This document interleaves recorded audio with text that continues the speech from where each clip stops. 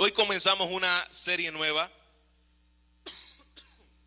Esta serie nos tomará 3 años y medio si avanzamos, 4 si lo cogemos suave y 5 si lo cogemos más detenidamente.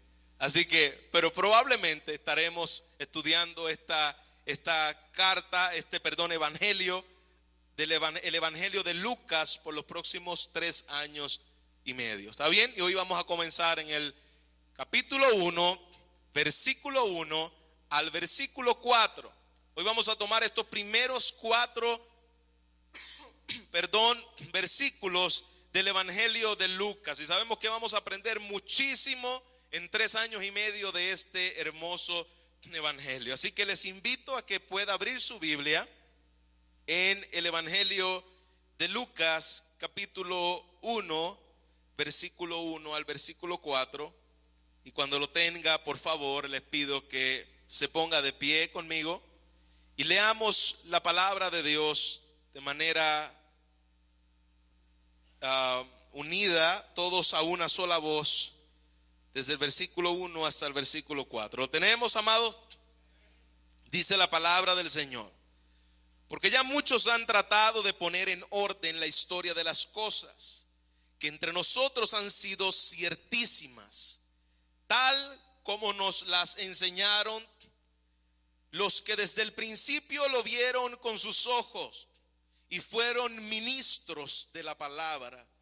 Me ha parecido también a mí, después de haber investigado con diligencia todas las cosas desde su origen, escribírtelas por orden, oh excelentísimo Teófilo, para que conozcas bien la verdad de las cosas en las cuales has sido instruido. Vamos a orar. Padre, otra vez te rogamos la intervención de tu Espíritu Santo en nuestras vidas. Una vez más, Señor, estamos necesitados de ti. Una vez más, Padre, tu palabra ha sido leída y te rogamos, Señor, que tú apliques a nuestras vidas, Señor, todo lo que tu Espíritu Santo ha inspirado en ella en este día. Señor, que tú abras los ojos de nuestro entendimiento y que esta palabra, Señor, atraviese lo más íntimo de nuestro ser y que parta todo aquello que tenga que partir y que revele todo aquello que tenga que revelar, Señor. No nos dejes como estamos, Padre. Ten misericordia de nosotros y habla a tus hijos a través de tu palabra. Todo esto, Padre, te lo pedimos en el nombre de Jesucristo, nombre sobre todo nombre, en el cielo, en la tierra y debajo de la tierra. Amén y amén. Puede tomar asiento, iglesia. Como les dije, hoy comenzamos una serie donde estaremos inmersos por los próximos 3 años y medio en la iglesia. Y estoy segurísimo, iglesia, yo estoy seguro de que esta serie nos va a ayudar a madurar muchísimo en medio de familia, en medio de la iglesia, en medio de nuestras vidas personales. Yo se los aseguro que estudiando la vida de Jesús en el evangelio de Lucas, vamos a ver lo que tal vez no hemos visto y conocido en muchos años de la persona de nuestro Señor Jesucristo.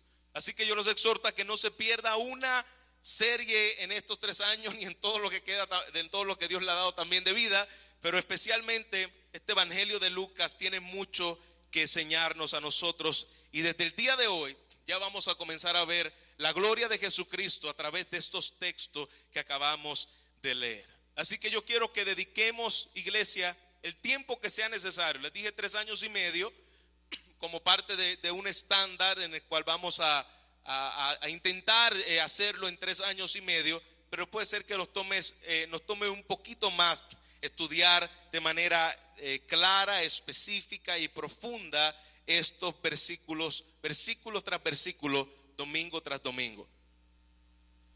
Así que vamos a mirar juntos este hermoso libro. Yo ruego al Señor que, al igual que me he enamorado de este evangelio de Lucas, y cuando uno estudia y comienza a estudiar un libro, uno dice definitivamente que este es uno de los mejores libros de la Biblia. Y tal vez cuando termine Lucas y me vaya a otro, iba a decir definitivamente que este es uno de los mejores libros que he leído. Pero es hermoso el Evangelio de Lucas, y hay tanto y tantas riquezas que podemos aprender sobre la vida de Jesús, que yo sé que vamos a salir en estos 3 años y medio mucho más maduro en conocimiento de Cristo de lo que nosotros llegamos. ¿Por qué tomar un evangelio y, pastor, no irnos a otra carta? ¿Por qué no volvemos a tomar la carta tal vez de Pablo? ¿Por qué irnos ahora, en la etapa que estamos como iglesia, a un evangelio? Porque precisamente en la etapa en donde nosotros estamos como iglesia, si hay algo en el cual nosotros debemos crecer, es en el conocimiento de la persona de Jesús. Si hay algo en que nosotros debemos crecer, es en la vida, nacimiento, muerte, resurrección, ascensión de Jesucristo en los cielos. Porque toda la Biblia, escuche bien, Génesis hasta Apocalipsis, tiene una sola historia que contarnos. Y esa historia es la historia de Cristo Jesús, desde el nacimiento hasta la caída, hasta el final de su regreso. Toda la Biblia como una persona que va tejiendo alguna tela o alguna vestimenta. Todos los hilos están entretejidos entre sí, y cada uno tiene una unidad. De la misma forma, cuando nosotros leemos la palabra, toda, desde principio hasta el final, me habla de la vida de la persona de Jesucristo. Toda la Biblia gira a través de la figura de Jesús. Por eso vamos a estudiar Lucas, porque de principio a fin Lucas me habla de la vida de Jesucristo precisamente. Él señala, exalta la persona de Jesús. Nosotros podemos verlo en Génesis capítulo 3, versículo 15, que dice: y pondré enemistad entre ti y la mujer. Hablando cuando el hombre pecó, el Señor le dice a Adán: pondré enemistad entre ti y la mujer, y entre tu simiente y la simiente suya, y ésta le herirá en la cabeza. Estamos hablando desde Génesis. Y tú la herirás en el calcañar. Y esa referencia donde Adán, da a conocer, en Génesis da a conocer a Adán lo que iba a suceder a través de toda la historia, la descendencia de la mujer, hablando de Cristo, y la descendencia pecaminosa en la persona de Satanás. Iba a haber un conflicto en toda la historia de la humanidad hasta que Cristo viniera, hasta que Cristo le aplastara la cabeza a Satanás. Por eso, como congregación y como iglesia, como congregación, estaremos estudiando este evangelio, porque precisamente Lucas exalta desde Adán hasta el final de la vida de Jesús el cumplimiento de la persona de Cristo como Mesías. Así que vamos a mirar la vida, el ministerio, la muerte, la resurrección de la persona de Cristo de manera profunda. Y pastor, ¿por qué no empezamos en Mateo? ¿Por qué no nos vamos a Marcos? ¿Por qué no nos vamos a Juan? ¿Por qué vamos a empezar con Lucas? Yo quiero que usted entienda algo claro. Todos los evangelios, son 4 evangelios. ¿Quién lo sabe? Mateo, Marcos, Lucas y Juan. Los 4 evangelios nos hablan de Cristo. Los 4 evangelios son verdaderos. Los 4 evangelios son biográficos. Los 4 evangelios cubren la vida, el ministerio de Jesús, y se complementan los unos a los otros. Los 4. No hay diferencia entre ninguno. Todos son inspirados por el Espíritu Santo. Pero, entendamos esto, cada uno de los evangelios están narrados desde puntos de vista distintos. Por ejemplo, cuando nosotros leemos Mateo, Mateo era un judío, y Mateo, como judío, le dirige el evangelio y le escribe el evangelio de Mateo. ¿A quiénes? A los judíos. El evangelio de Mateo está dirigida para el pueblo judío precisamente. Cuando nosotros vamos a Marcos, Marcos está escribiéndole específicamente al pueblo de Roma, a los romanos. Y todo el evangelio de Marcos va escrito, dirigido a los romanos. Cuando llegamos a Lucas, Lucas era un médico gentil. Y Lucas, como gentil, le escribe el evangelio desde una perspectiva para ¿quiénes? Para los gentiles. ¿Cuántos son gentiles aquí? ¿Qué quiere decir gentiles? Gentil quiere decir que no eran parte del pueblo de Israel de sangre por nacimiento. Así que todos los que no eran israelitas se llamaban gentiles. De manera que Lucas especifica el evangelio a aquellos que no eran judíos. Así que nosotros vamos a aprender mucho porque Lucas está especificando este evangelio precisamente para nosotros, los gentiles, aquellos que no somos judíos de sangre, pero sí somos judíos de corazón por la obra de Cristo en la cruz. Amén. Igual forma, Juan, cuando escribe el evangelio, inclusive Juan comienza diciendo: en el principio era el verbo, y el verbo era con Dios, y el verbo estaba con Dios, el verbo era Dios. ¿Por qué él está utilizando ese trabalengua? ¿Quiénes en el pueblo o en qué nación utilizaban esa creencia? Él estaba escribiendo precisamente a los griegos. Y cuando los griegos escucharon esos primeros versículos, ellos pudieron entender qué era lo que significaba la palabra logos, qué era lo que significaba esa palabra verbo. Así que vemos los 4 evangelios. Uno para judíos, otros para romanos, otro para gentiles, es decir, no judíos, y otro a los griegos. De manera sencilla, palabras sencillas, estos 4 evangelios nos hablan de Jesús, pero lo hacen como si estuvieran filmando una película o tomando unas fotos de distintos ángulos. Por ejemplo, uno que está a la parte de arriba está viendo esta congregación desde una óptica distinta. Aquellos que están en el ala izquierda están viendo la persona que está llevando el sermón desde una óptica distinta. Por eso estos 3 evangelios, Mateo, Marcos, Lucas y Juan, se conocen evangelios sinópticos, es decir, evangelios en los cuales están mirando de distintas perspectivas ópticas, pero que están hablando de lo mismo. Así que Marco estaba viéndolo desde una perspectiva, pero hablaba de lo mismo. Lucas lo veía desde la izquierda, pero hablaba de lo mismo. Y Mateo estaba hablándolo desde la derecha, pero estaba diciendo lo mismo. Entonces, eso es lo que nosotros miramos en estos 4 evangelios, específicamente en los evangelios sinópticos, Mateo, Marcos y Lucas. Entonces, es importante que entendamos, antes de ir de lleno a los versículos, que Lucas no era un apóstol de Jesús. Lucas no era uno de los 12 discípulos. Lucas era un hombre que recopiló la historia que dejó aquí plasmada precisamente por los 12 apóstoles. Y es lo que él dice en estos primeros versículos. Ellos no fueron testigos oculares en presencia de Jesús, que vivieron, caminaron con él. No, Lucas no lo fue, tampoco Marcos lo fue. Sin embargo, Mateo y Juan sí fueron discípulos de Jesús, y ellos escribieron de manera directa porque vivieron, caminaron, durmieron, atravesaron dificultades, vieron los milagros de Jesús. Pero cuando vemos a Marcos y a Lucas, ellos hicieron entrevistas para poder tener lo que nosotros tenemos aquí como el evangelio de Lucas. Ellos entrevistaron a los apóstoles, ellos entrevistaron a Pablo, ellos entrevistaron a Pedro, ellos entrevistaron a los 11 demás discípulos para poder tener este evangelio. Después de haber investigado y después de haber hecho toda esa diligencia de mirar el origen, de mirar el propósito, mira cómo comienza diciendo este versículo: después de haber investigado con diligencia. Esto fue lo que hizo Lucas. Investigó con diligencia todas las cosas. ¿Desde cuándo? Desde su origen, para escribirlas por orden. Eso es otro dato importante. Lucas, cuando escribe el evangelio por orden cronológico.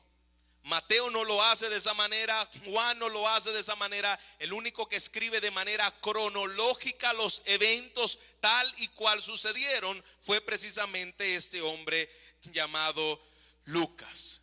Si todavía no se ha convencido de por qué Lucas y no otro, voy a seguir dándole más información.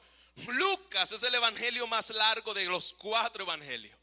Lucas tiene 1151 versículos, cosa que no tienen los demás evangelios. Los otros evangelios pueden tener más capítulos, pero no tienen más versículos que los que escribe Lucas. Y lo importante de eso no son tanto los tantos versículos que tiene, sino que 568 versículos son palabras directas de Jesucristo. Es decir, no está citando, sino que está escribiendo las palabras de Jesucristo tal y cual Él las dijo. En la narración vemos que Él lleva, como ya les dije, un orden cronológico, un orden histórico. Está dirigido a aquellos que tienen hambre de conocer la vida de Jesús. Y Lucas nos muestra, como ya hemos dicho, nacimiento, ministerio, muerte, resurrección, ascensión de Cristo. Por eso queremos estudiar el Evangelio de Lucas. ¿Todavía tiene deseo de estudiar el Evangelio de Lucas? Aunque diga que no, como quiera lo va a estudiar, ¿está bien? Pero este Evangelio es riquísimo. Es algo que nosotros vamos a seguir aprendiendo muchísimo acerca del glorioso Evangelio de Jesucristo. Comencemos entonces preguntando: ¿quién era Lucas? ¿Quién era este hombre que escribe este libro, a quien se le atribuye precisamente el libro de Lucas? ¿Cómo saben que Lucas escribió este libro? Porque en ninguna parte dice que él fue quien lo escribió. Inclusive en ninguna parte del libro de Lucas, Lucas escribió el Evangelio de Lucas y Lucas escribió el libro de los Hechos. Ambos fueron escritos por el mismo personaje llamado Lucas. Pero lo interesante es que ni en el Evangelio de Lucas ni en el libro de los Hechos aparece precisamente el nombre de este personaje que es el autor de este libro. ¿Y cómo pasó? Llegaron a la conclusión de decir que él fue entonces el escritor de este libro. Bueno, porque la iglesia primitiva podía saber de primera mano que era Lucas el que les enviaba o el que escribía, por causa de que la historia de la iglesia lo certificaba y lo reconocía como la fuente de autoridad de este libro.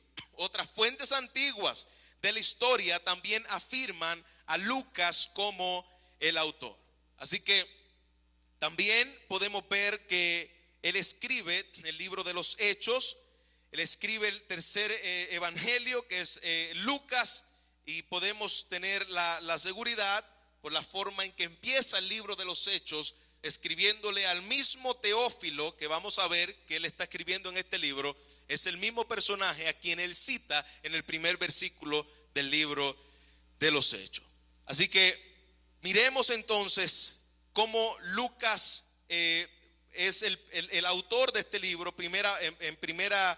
Primer punto que quiero que nosotros entendamos y que se quede claro. Segundo, Lucas, como ya les dije y les vuelvo a repetir, no fue discípulo de Jesús. Lucas tampoco fue apóstol, pero Lucas sí fue un compañero de viajes. Estuvo con el apóstol Pablo en muchas de sus misiones. Estuvo en la cárcel con el apóstol Pablo. Pablo lo cita en Timoteo, en Filemón, en Colosense. Él cita precisamente a este autor llamado Lucas. Y otro dato importante fue que Lucas es el único gentil en escribir un libro en la Biblia. Ningún otro escritor que fuera gentil escribió un libro en la Biblia. Todos los que escribieron libros en las escrituras eran judíos.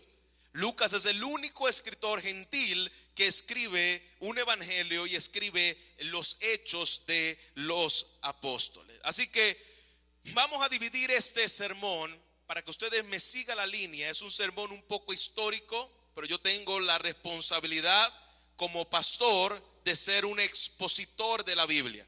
No siempre van a ser predicaciones en las cuales vamos a ver aspectos en los cuales trata de áreas en mi vida en las cuales yo tengo que cambiar, aunque siempre la palabra de Dios es útil para redarguir. Pero en este día vamos a hacer una exposición de lo que el texto nos quiere decir, y Dios siempre habla a través de su palabra. Amén.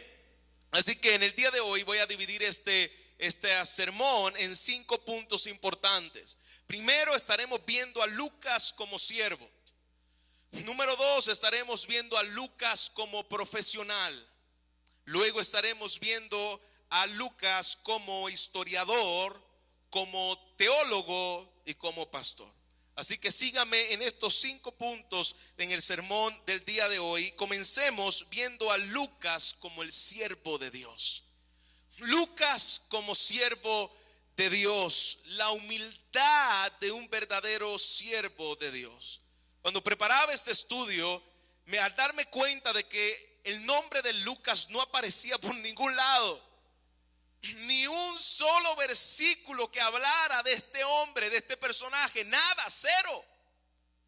Te das cuenta de que la meta de Lucas, la pasión de Lucas, la intención de este hombre era que Cristo impactara la vida precisamente de quien él estaba escribiendo. Lucas no estaba interesado que hablaran de cuándo él se convirtió. Inclusive Lucas no dice ni cuándo se convirtió, ni cuándo fue que tuvo un encuentro con Cristo, ni cuándo fue que Cristo lo salvó, ni habla acerca de las experiencias que tuvo siendo amigo del apóstol Pablo. No habla de nada de eso. Y siendo un hombre del calibre de Lucas, no habla de nada de eso. Y eso me llamó la atención, de ver a Lucas como un siervo genuino, verdadero de Dios, que se esconde detrás de Cristo. Lucas sabía que el hombre no podía cambiar a través del testimonio personal. Lucas sabía que él le podía decir desde la mañana hasta la medianoche todo lo que él había hecho para Cristo, y eso no iba a cambiar a nadie. Escuche muy bien, iglesia, tu testimonio no cambia la vida de nadie. No quiere decir que mi testimonio puede tener un impacto que refleja a Cristo en la vida de alguien, claro que sí. Pero tu testimonio no convierte el corazón que está muerto en sus delitos y pecados. Lo que convierte el corazón es el testimonio de la vida, muerte y resurrección de la persona de Jesucristo. Eso es lo que cambia el corazón de piedra en un corazón de carne. Lucas lo sabía muy bien, y Lucas en ninguna parte hizo el esfuerzo de hablar de sí mismo, y eso me llamó mucho la atención. Ver la integridad, ver el inmenso esfuerzo en la participación de estar con personas que le dieran el testimonio de Cristo, y ni una sola vez es referirse a sí mismo, ni una sola vez hablar de sí, ni una sola vez. 24 capítulos enteros y él nunca hace referencia de sí. Qué humildad de este siervo. Qué hombre tan íntegro. A veces nosotros hacemos algo y lo queremos que todos los demás lo sepan. Le estamos dando una ayudita a alguien y me tira un selfie para la gloria de Dios predicando en la Iglesia Bautista Gracia Eterna. Y lo subimos en el Facebook y los demás nos dicen: de verdad que tú eres un verdadero siervo de Dios. De verdad que ninguno como tú. Y comenzamos a ser adulados, exaltados por otro. Pero algo que caracteriza la genuinidad de un verdadero siervo de Dios, que se esconde detrás del testimonio de Cristo, es que no habla de sí mismo. Pastor, ¿y humildad quiere decir hablar poquito de ti? No. Humildad no quiere decir hablar poquito de ti. Humildad quiere decir hablar nada de ti. ¿Por qué? Porque tú no eres el centro. Tú no eres lo importante.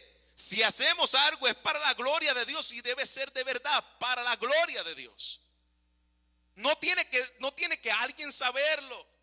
Si Dios me usó para llevar la palabra a alguien y que alguien se convirtió, hermanos, dice el libro de Proverbios, que te alabe la boca del extraño, pero no te alabes tú mismo. No tenemos que estar mostrándole a los demás lo que yo hice. Y Dios me usó a mí, y Dios me usó a mí, y Dios me usó a mí, bendito sea yo. No, Lucas era un hombre que sabía que el único testimonio en el cual él se podía esconder para que tuviera un efecto transformador en la vida de una persona era la persona precisamente de Jesucristo. Él es el tema de atención. Él es el tema importante en la escritura. Si hay algo fuera de Cristo en el cual quiera tomar el lugar de Cristo, se llama idolatría. Lucas lo sabía muy bien. Y Lucas no quería robarle la gloria a Dios. A Él sea la gloria y nada más que a Él sea la gloria. Este hombre era un hombre humilde que no tenía deseo de él exaltarse en absoluto. Y tenemos que tener mucho cuidado, iglesia. Aún en las redes sociales tenemos que tener mucho cuidado. Aún nosotros como ministros del evangelio tenemos que tener mucho cuidado. Las frases que ponemos en el Facebook, tomamos una frase de Agustín de Hipona y abajo le ponemos Luis Soto, imagínense. Una frase de Juan Calvino y le ponemos Jorge Mejía. Una frase de Martín Lutero, Andrés Martínez. Entonces tenemos que tener mucho cuidado en que estemos buscando gloria propia y no la gloria de Dios. Y que usemos el ministerio para traer la gloria para nosotros y no la gloria para Dios. Lucas era muy celoso y me llamó la atención el no ver el nombre de Lucas por toda la Biblia. En el caso de él escribiendo específicamente en Lucas y en Juan. Hemos visto a Lucas como siervo. Número 2, quiero que veamos a Lucas como un profesional. Tenía razones de gloriarse. Lucas, entienda bien esto, Lucas no le escribe a la clase, y no es que esté mal, no es que Lucas era elitista, no es que Lucas le gustaba estar entre la clase alta, no, es que Lucas era de la clase alta. Es decir, Lucas era un médico. Lucas hablaba con una jerga, con un lenguaje que se dirigía a la alta jerarquía estudiosa de Grecia. Y le está escribiendo precisamente como un profesional. ¿Cómo lo sabemos? Porque así comienzan las cartas que estaban dirigidas a una audiencia de nivel conocida y de una literatura importante en medio de la sociedad que estamos leyendo, en el contexto que estamos leyendo. Estos primeros 4 versículos se le conoce como un prólogo. Pablo comenzaba así también, porque Pablo era un hombre estudiado. Pablo era un hombre que tenía mucho conocimiento de todas las áreas. Y Pablo comienza escribiendo de igual manera como un prólogo. Y estos 4 versículos que estamos leyendo aquí, que acabamos de leer, son precisamente un prólogo. Él como historiador está llevando este escrito en el mundo antiguo a la alta jerarquía y a la alta sociedad, y esa forma de escribir específicamente en esa época comenzaban haciéndolo de esta manera, con un prólogo. Esa era la costumbre griega, tener una introducción con unos versículos diciendo el por qué se escribía esa carta. ¿Qué quiere decir eso? Lucas como profesional, él estaba haciéndole ver a la sociedad que esa literatura que él estaba escribiendo de manera histórica a los gentiles era una literatura sofisticada, es decir, de alta educación. Era una literatura para el pueblo educado de la nación grecorromana. Y se nota en los escritos de Lucas. ¿Y por qué lo hace así, pastor? Porque Lucas era un médico de profesión. Mira lo que dice Colosenses capítulo 1, versículo 1. Dice: los saluda Lucas, el médico amado y demás. Así que Lucas era un hombre estudiado, era un hombre de la clase educativa en la sociedad. Tal vez podríamos decir aquellos doctores, conocedores de lo que es diferentes temas en el ámbito profesional. Y es interesante, me llama la atención de que Lucas era un médico y dejó la profesión de médico, no de ejercerla como profesional, por servir al ministerio de Jesucristo. Es decir, como médico, yo no estoy diciendo que todos los profesionales tengan que hacer eso. En este caso especial, Lucas tomó su profesión de médico y lo usó para ser el médico personal del apóstol Pablo. Dejó todo, dejó tal vez el reconocimiento de la sociedad, dejó tal vez un buen salario. ¿Por qué? Por poner delante de los pies de Cristo todo aquello que Dios le había permitido ejercer. Es lo que decía Pablo: todo lo tengo por basura, por amor al nombre de Cristo. Lucas dijo: tomo mi profesión, y ojalá aquí los jóvenes que están aquí, los adolescentes que están en este lugar, que tienen el deseo de estudiar, ustedes puedan decir: yo quiero tomar una profesión, yo quiero ser un abogado, yo quiero ser un juez, yo quiero ser un doctor, yo quiero ser un evangelista, yo quiero ser un pastor. Sea lo que sea que usted quiera estudiar, usted pueda decir: Señor, después que yo termine mis 5 o mis 8 años, los pongo a los pies de la cruz y usa mi profesión como tú quieras usarla para tu gloria. Eso fue lo que hizo precisamente Lucas. Toma mi certificado de medicina y los pongo a tus pies y a tu servicio. Yo dejo mi práctica de profesión para ser precisamente un misionero de nada más y nada menos que el apóstol Pablo. Imagínense, podemos asumir que él seguía haciendo el ejercicio de médico, porque Pablo dice que igualmente él estaba con él como un médico, porque definitivamente tuve los planes tan perfectos de Dios. Definitivamente, si hay alguien que necesitaba un médico, se llamaba el apóstol Pablo. Hermano, Pablo siempre estaba o en persecución, o en enfermedad, o en achaque. Pero el apóstol Pablo, si algo lo caracterizaba, era que siempre estaba frecuentemente lesionado. Y qué mejor que el médico Lucas para estar con él. Qué mejor ese, no solamente, el médico Lucas, dice su palabra que él era el médico amado. Un médico que sabe de manera profesional lo que está haciendo, pero una persona que él amaba entrañablemente. ¿Por qué podemos decir que definitivamente Pablo necesitaba un Lucas? Dice 2 de Corintios 6 que Pablo siempre estaba en aflicciones, en privaciones, en angustia. Versículo 5: en azotes, en cárceles, en tumultos, en trabajo, en desvelos, en ayuno. Se tener hambre. Qué mejor que un buen médico. Qué mejor que un hombre que sepa lo que está haciendo, estando con el apóstol Pablo. Eso es una doble bendición.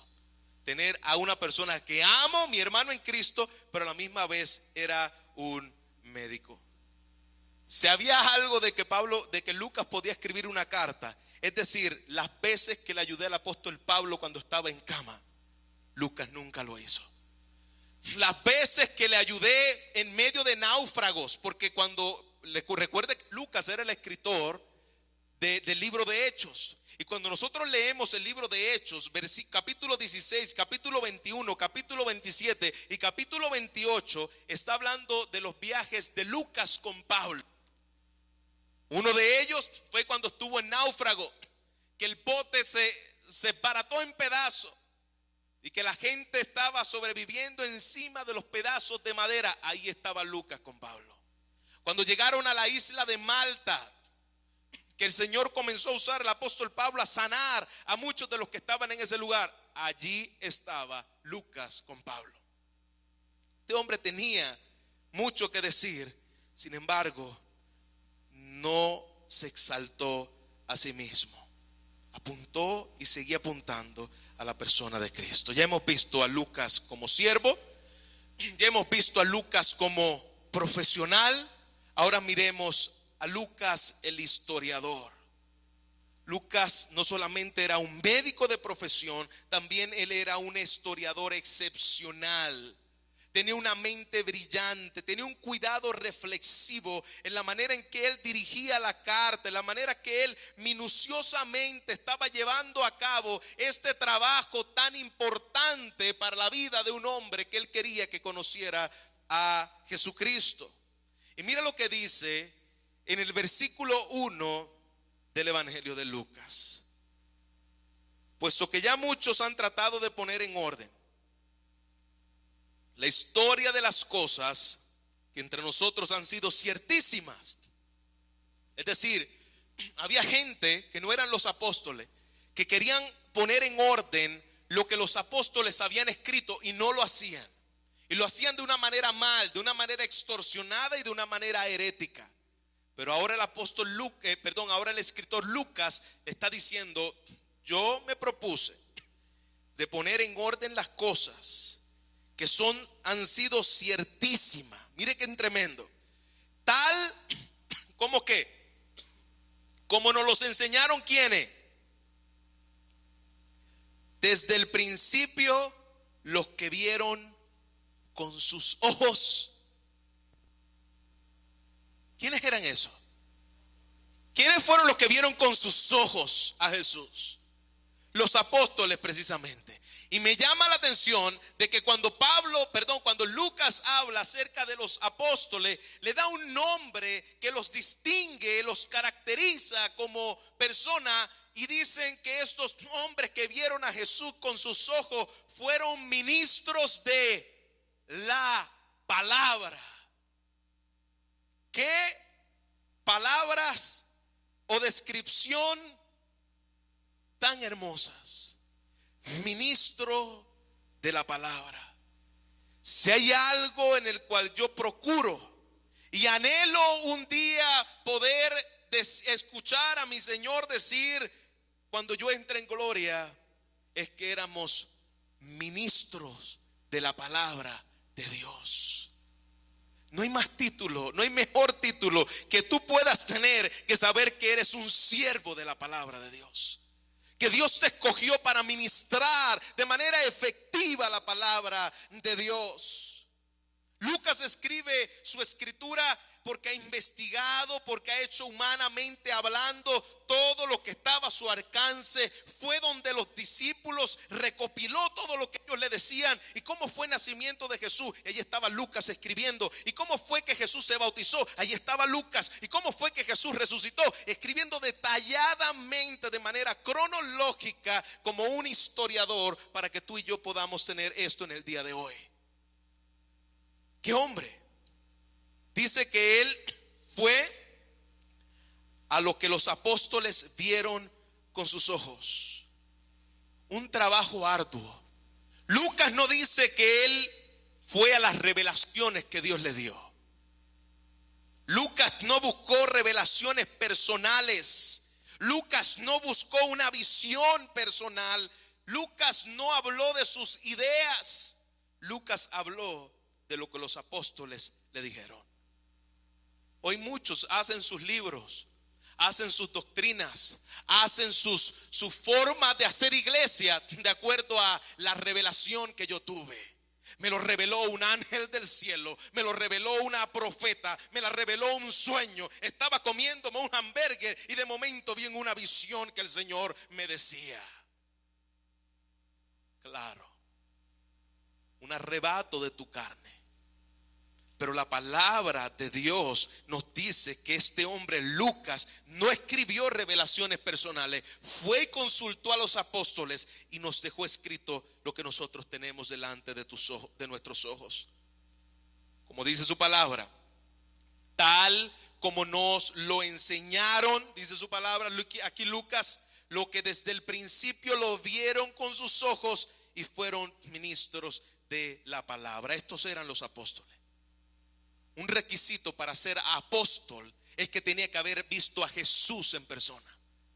Por eso hace énfasis precisamente aquí el apóstol Lucas, los que vieron a Jesús con sus ojos. Una persona que se autoproclame apóstol en el día de hoy, ya nosotros lo hemos dicho varias veces, pero lo recalco porque la palabra está hablando acerca de eso. Una persona que se llame apóstol en el día de hoy es un falsante, sea quien sea. Lo siento si es tu abuelito, y lo siento si es tu papá, o lo siento si es tu hermano. Pero puede ser tu papá, tu abuelito, tu hermano o mi hermano. La Biblia le llama falso. ¿Por qué, pastor? Porque un verdadero apóstol tenía que haber visto a Jesús con sus propios ojos, tenía que haber caminado con él y estado con él desde el principio. Eso era parte del requisito del apostolado. Por eso que en el día de hoy no existen apóstoles. ¿Por qué? Porque tenemos toda la revelación completa en su palabra. Sea quien sea, iglesia, no se deje engañar por aquellos que se llamen a sí mismos apóstoles. La palabra de Dios los describe como mentirosos. La palabra de Dios. Pero ¿qué era lo que hacían los apóstoles? ¿Qué era la función principal? Cuando nosotros miramos aquí, que me llamó la atención la palabra ministros de la palabra, ¿cuál era la encomienda principal de los apóstoles? Vaya conmigo a Hechos capítulo 6, versículo 1 al 2. Hechos capítulo 6, versículo 1 al 2. Miremos cuál era la función y la encomienda que Dios le dejó a estos apóstoles en específicos. Dice el versículo 1: porque aquellos días, al multiplicarse los discípulos, hubo quejas de los helenistas, Y esto sucede cuando la iglesia va creciendo, sigue llegando gente. Una de las cosas que van a ver son quejas. En todas las iglesias va a suceder. Eso es parte normal del crecimiento de la iglesia. En este caso, no es para menos, hubo quejas de los helenistas, y estos helenistas se estaban quejando de los hebreos. ¿Por qué? Porque sus viudas eran desatendidas en la asistencia cotidiana. Es decir, mira, el pastor está como que muy enfocado en los jóvenes y dejó las viudas en un lado, y comenzó la queja entre los helenistas y entre los hebreos, entre los judíos.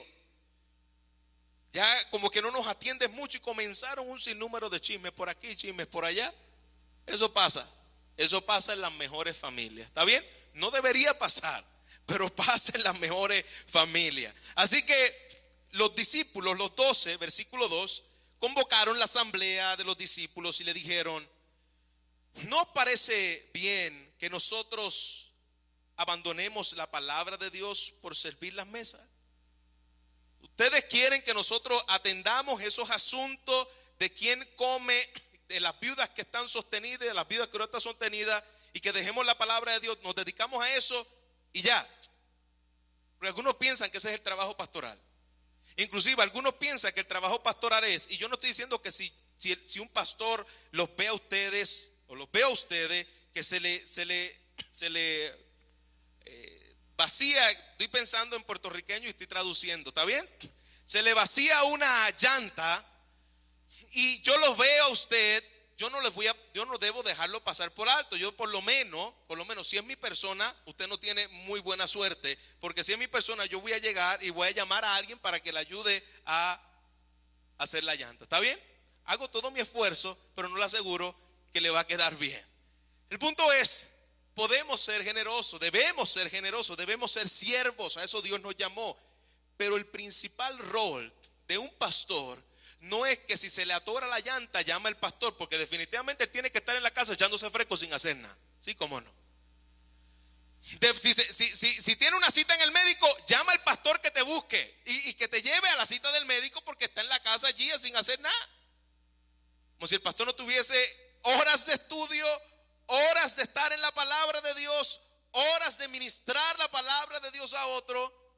Pero esta gente pensaba que el oficio pastoral era ese: todo lo que se atore, llama al 9, pastor 11. ¿Está bien? Y ellos dijeron entonces: vamos a resolver este asunto y vamos a dejar claro cuál es el ministerio de nosotros. Versículo 3: por tanto, hermanos, buscad entre vosotros, aquí comienza el ministerio diaconal, buscar entre vosotros a 7 hombres de buena fama. Para ser diáconos eran 7 hombres que dieran buen testimonio. Buena fama no quiere decir que buscaran ahí a Justin Bieber ni a ningún otro, sino que está diciendo de buen testimonio, gente que diera testimonio de Cristo y sea lleno del Espíritu y de sabiduría. Esto era para diácono. Y los pondrás al frente de este cargo, que ellos se encarguen de los asuntos de la iglesia, de trabajar con las viudas, de la organización de la iglesia. Mientras tanto, mire qué poderoso el versículo 4: mientras que nosotros nos dedicaremos ¿a qué? A la oración y al ministerio de la palabra. Pastor, ¿cuál es la función de un pastor? dedicarse a la oración y al ministerio de la palabra. Que podamos profundizar tanto en la palabra, que podamos llevar a otros a la palabra, que podamos aconsejar con la palabra. Pero ese es el ministerio que Dios nos ha dejado, ser ministros de la palabra de Dios. Así que Lucas deja claro de dónde provienen sus escritos. Vienen de hombres que dedicaron su vida a la palabra de Dios.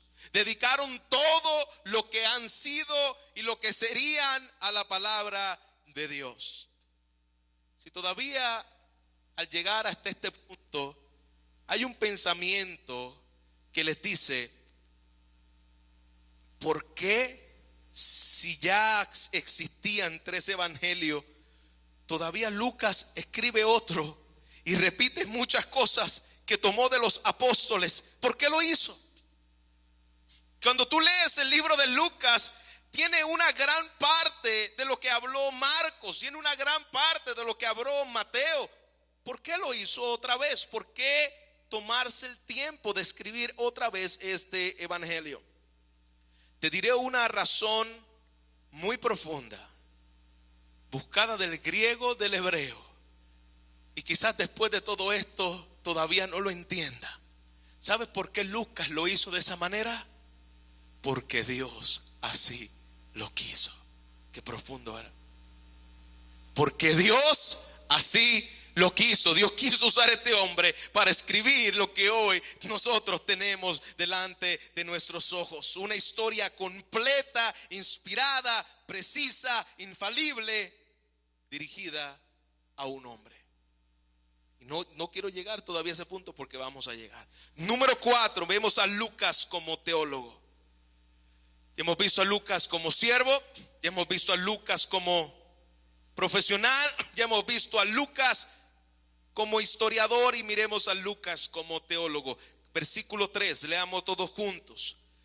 Me ha parecido también a mí, después de haber investigado con diligencia, esto es lo que hace un verdadero teólogo, de haber investigado con diligencia. No es haciendo versículos de aquí y de allá, sacándolos de contexto para hacer una doctrina, no, sino ha investigado diligentemente. ¿Y qué investigó Lucas diligentemente? Algunas cosas de Jesús, todas las cosas, desde su origen, y describírtelas por orden. ¿Qué teólogo tenemos delante de nuestros ojos? Un buen teólogo es una persona que es analítica. No es que se come todo lo que los demás le venden por ahí. Todas las historietas de hombres que levantan iglesias como si fueran kioscos de Burger King, o de arepas en Venezuela, o de alcapurrias en Puerto Rico, o de pupusas en El Salvador, o de tacos en México. Hoy las iglesias se levantan como una franquicia de hombres. Hombres que no han sido preparados ni por el Espíritu Santo, ni por la palabra de Dios, ni que no han analizado de manera sistemática y lógica lo que la palabra de Dios dice, pero sí ya están predicando por ahí. Ya tienen su kiosco montado, su tienda montada, su negocio montado. El evangelio de Lucas, él lo hace como un teólogo de manera cronológica. Comienza desde el nacimiento de Jesús, habla de la infancia de Jesús, cosa que no hacen los demás evangelios. Habla de la infancia de Cristo, del bautismo de Cristo, se traslada el ministerio público de Cristo hasta llevar el ministerio final de Cristo dirigido a la cruz del Calvario. Eso es lo que hace y lo que debe hacer un verdadero teólogo. Un teólogo es el que hace el trabajo de persuadir a la gente a creer aquellas verdades reveladas por Dios, para poderla entender a la gente de una manera clara, sencilla, reflexiva, persuasiva, sistemática. Eso es lo que hace un verdadero teólogo. Y aquí vemos a Lucas como un verdadero teólogo. La primera gran teología que nosotros podemos ver se observa en el evangelio de Lucas. Lucas creía en la soberanía de Dios en la historia, viendo a Dios con el cuidado específico, llevándolo desde Adán hasta la cruz. Eso es el trabajo de un teólogo. desde el nacimiento hasta la cruz, mostrándome perfectamente el plan soberano de Dios desde antes de la fundación del mundo para con su pueblo escogido en la persona de Cristo. Lucas estaba preocupado por la salvación. Lucas estaba preocupado porque la gente fuera salva. Ese es el corazón de un teólogo. Y hace hincapié vez tras vez a través de este libro, utiliza la palabra salvación. Mateo en ningún versículo usa la palabra salvación.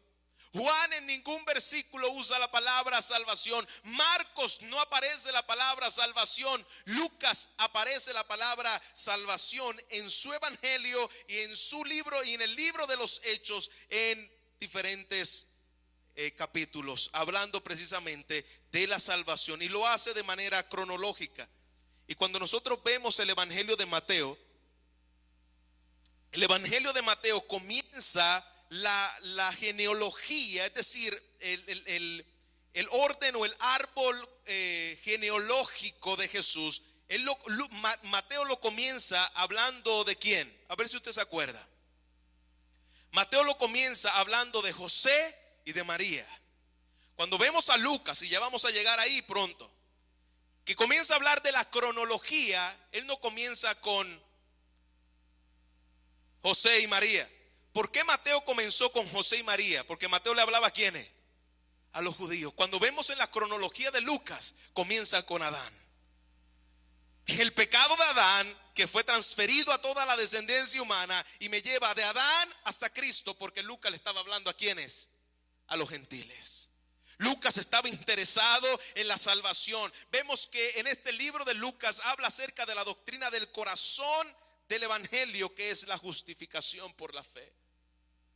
Varias historias en el libro de Lucas podemos ver que él habla acerca de ser declarado justo. Lucas narra todas las parábolas de Jesús, 36 parábolas. En Mateo podemos ver tal vez unas 15, en Marcos podemos ver tal vez unas 12. Pero cuando nosotros vemos el evangelio de Lucas, tiene las 36 parábolas de Jesús y enfatiza la doctrina de la justificación como un buen teólogo, y comienza a hablar de aquel publicano y pecador que estaban en el templo y aquel fariseo que decía: Señor, yo te doy gracias porque yo no soy como aquello. Yo oro 3 veces al día. Y dice que aquel publicano estaba allí en el templo y se daba en el pecho diciendo: Señor, yo no soy digno ni de que tan siquiera pongas tu mirada en mí. Por primera vez aparece la palabra justificación. Dice: mas aquel hombre se fue justificado a su casa y el fariseo no. La doctrina de la justificación. Igualmente él habla acerca de la historia del hijo pródigo, aquel desgraciado hombre que estaba comiendo cerdos y que va a la casa de su padre sin ningún valor, no tiene nada, y va, y cuando llega a la casa el padre lo recibe, lo abraza, le pone el anillo, lo viste, hablando precisamente de la persona de Cristo, la justicia nuestra, un pecador indigno que pertenece al chiquero, que pertenece a los cerdos. La gracia y el manto de la justicia lo cubre.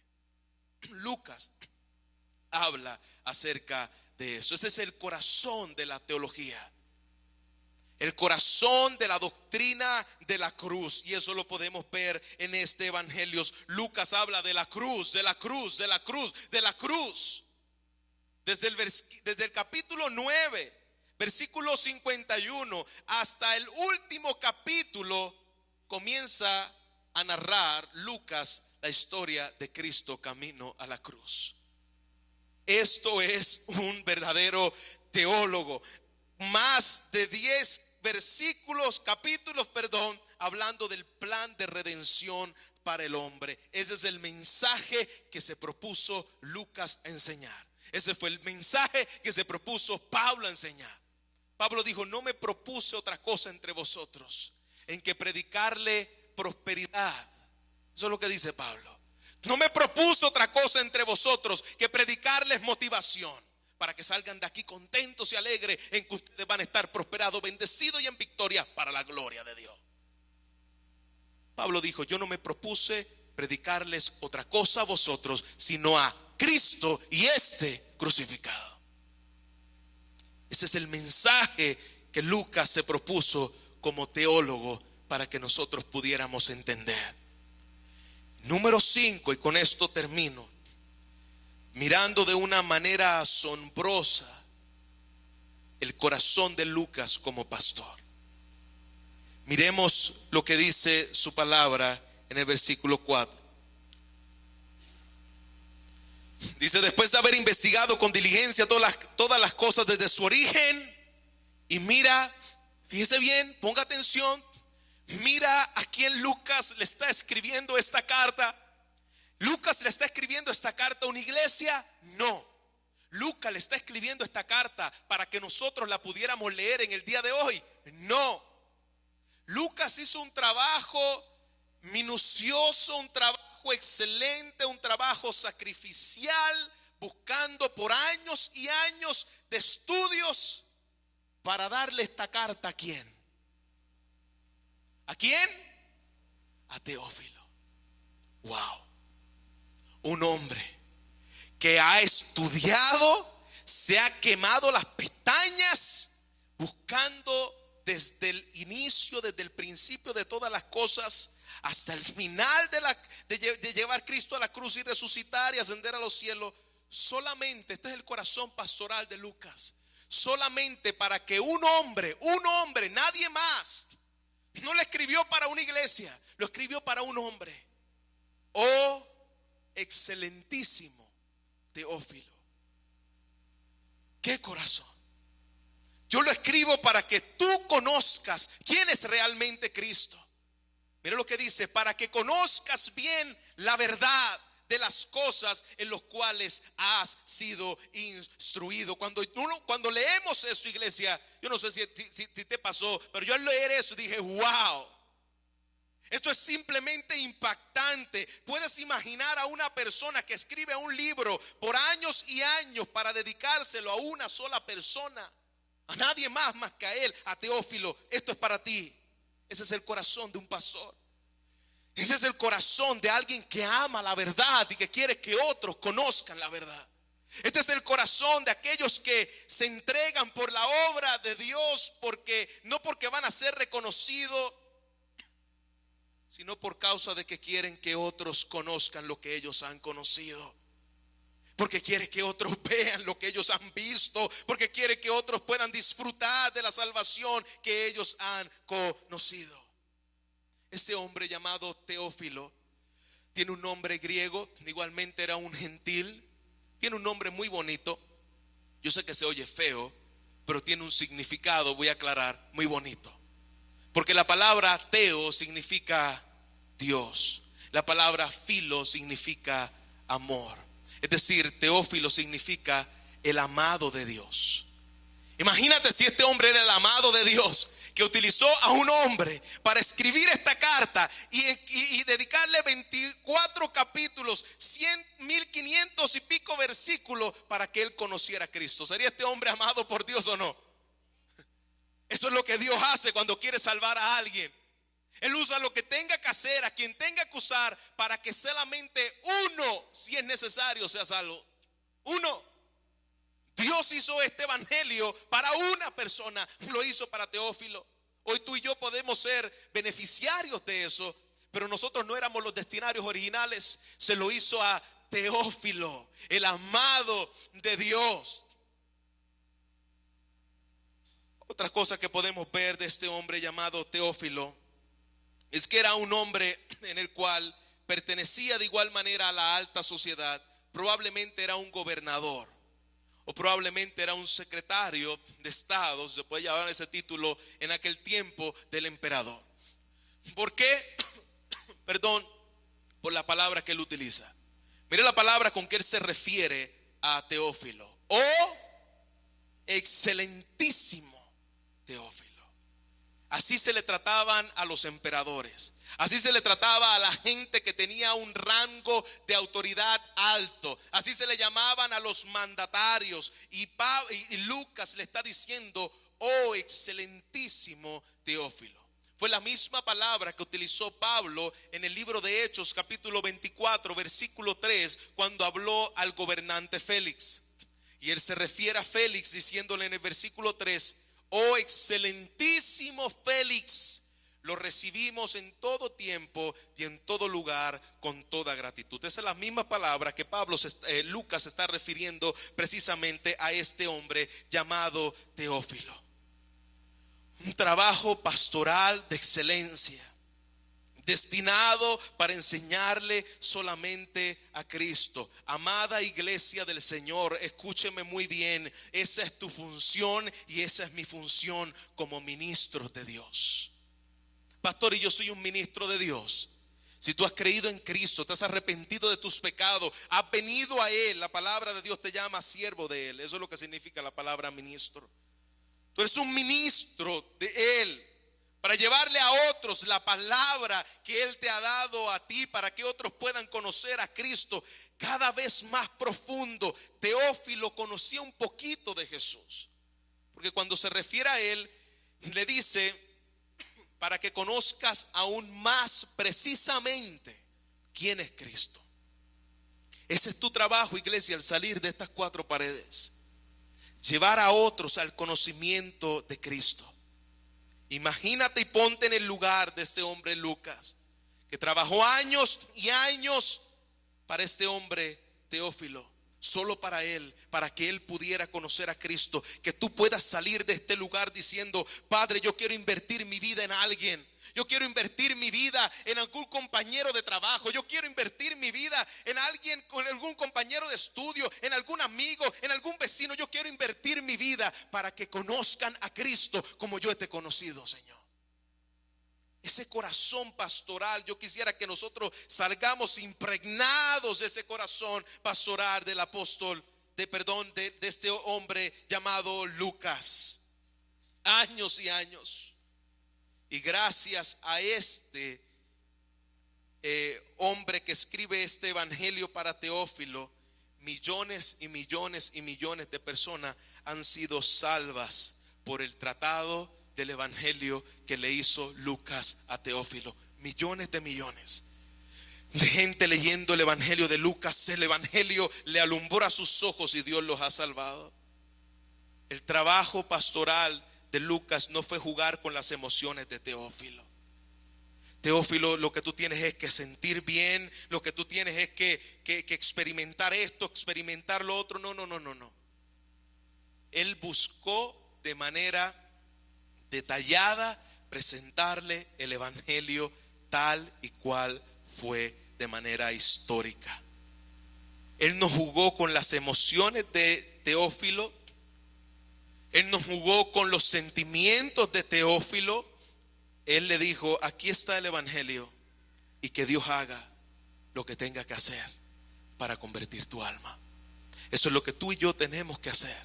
Aquí está el evangelio, y que Dios haga lo que tenga que hacer para convertir tu alma. Pastor, ¿y Teófilo fue salvo o Teófilo no fue salvo? Mire qué poderoso. Vaya a Hechos capítulo 1, versículo 1. Cuando Lucas le escribe a este hombre llamado Teófilo, después de haber pasado horas y horas de estudios, días, años, para que este hombre viera el evangelio, cuando él le escribió por primera vez, yo no quiero que usted olvide las palabras que Lucas utilizó. ¿Qué? Excelentísimo Teófilo. ¿Lo recuerda? Ahora miremos el versículo 1 del capítulo 1 de Hechos. En el primer tratado, ahora no le dice: oh excelentísimo. ¿Se dio cuenta el cambio que hay aquí? ¿Qué habrá pasado aquí? Porque ya Lucas no le dijo: oh excelentísimo Teófilo. Porque ahora vemos al apóstol, a Lucas diciéndole: oh, ¿cómo? Teófilo, como un hermano en Cristo, como un tú a tú. Ya yo no te digo uno excelentísimo. tú eres uno comprado por la sangre de Cristo, igual que yo, porque la gracia del evangelio salvó tu vida, igual que salvó la mía. Dice, hablé acerca de todas estas cosas que Jesús comenzó a hacer y enseñar hasta el día que fue recibido arriba, después de haber dado mandamiento por el Espíritu Santo a los apóstoles que él había escogido. Aquí ha habido un cambio en el trato de Lucas a este hombre llamado Teófilo. Al parecer este hombre ha conocido las verdades del evangelio. Este hombre había sido instruido. El Espíritu Santo usó la palabra para transformar el corazón de este hombre. La verdad exacta hizo que este hombre fuera transformado, como dicen los pentecostales, de la cabeza a los pies. Este hombre fue cambiado por el Espíritu Santo de Dios. ¿A través de qué? De emociones y de experiencias. A través de sueños y visiones. ¿A través de qué, amada iglesia? A través de la palabra de Dios. La palabra es suficiente para instruirnos. Como dice el apóstol Pablo, que la palabra de Dios es útil para enseñar. Ella es útil para redarguir. Ella es útil para instruir en justicia, a fin de que el hombre de Dios esté preparado enteramente para la obra del ministerio. Eso es lo que hace la palabra de Dios. 3 cosas que quiero que usted se lleve de manera de aplicación a este sermón, que usted no debe olvidar. Si usted quiere anotarla, si usted quiere ponerla en algún lugar para que no se les olvide de lo que hemos visto en este sermón. Hemos visto que Lucas no necesitó mostrar quién él era. La identidad de Lucas no era lo que los hermanos decían de él. La identidad de Lucas no era en que él era un pastor, él era un evangelista, él era un maestro. Su identidad en que él era un siervo inútil para honrar, exaltar, glorificar y proclamar las verdades de Cristo Jesús. Que no se te olvide, iglesia. Para eso Dios te llamó, para proclamar, y como dice su palabra, para mostrar las virtudes de aquel que nos llamó de las tinieblas a su luz admirable en Cristo. Eso es lo primero que yo quiero que tú te lleves en el día de hoy. No busques tu fama, no busques la aprobación de la iglesia, no busques la aprobación de los hermanos, no busques la aprobación de los inconversos. Escóndete en el testimonio de Cristo, proclama, enseña y exalta a Cristo. Amén, iglesia. Que no se te olvide que nadie cambia por el testimonio de otro. Nadie cambia por tu testimonio. Lucas lo sabía muy bien. Lucas le pudo haber escrito un libro de 20 páginas del testimonio de cómo Dios lo había usado con el ministerio del apóstol Pablo. Y Lucas no escribió ni un solo párrafo de eso, porque sabía que lo que cambiaba a la gente era la palabra de Dios. Cristo convirtió el corazón de Teófilo. ¿Por qué? Porque este hombre confió en el testimonio de Cristo y de su palabra. Número 3, amar a los pecadores. Número 2, perdón, amar a los pecadores más que tus propios anhelos. Amar a los pecadores más que tus propios anhelos. Dios muchas veces te va a pedir cosas que tú tendrás que dejar por servirle a otro.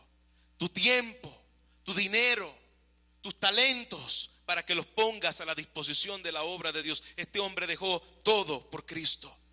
Usó su profesión para la gloria de Cristo. Vamos a tener que morir a nosotros mismos, a muchos sueños y anhelos nuestros, para exaltar a Cristo, pero que podamos hacerlo con un corazón gozoso, porque Él es digno de hacerlo, iglesia. Él es digno de que nosotros vivamos, muramos para Él si es necesario. Número 3, invierte tu vida en otros.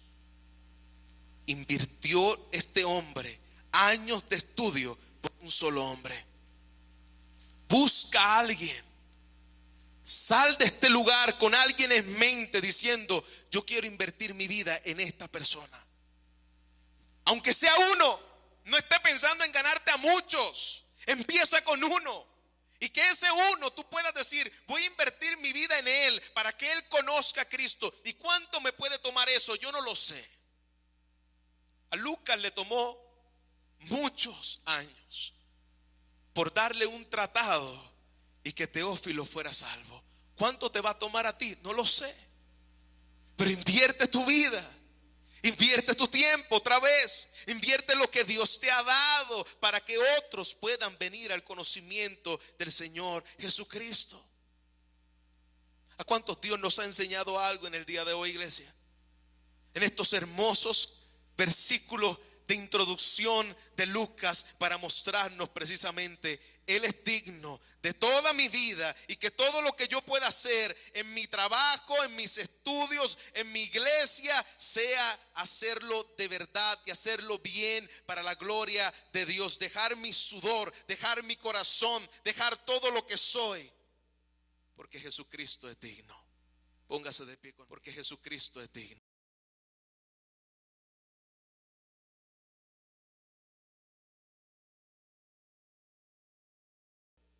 Porque Jesucristo es digno.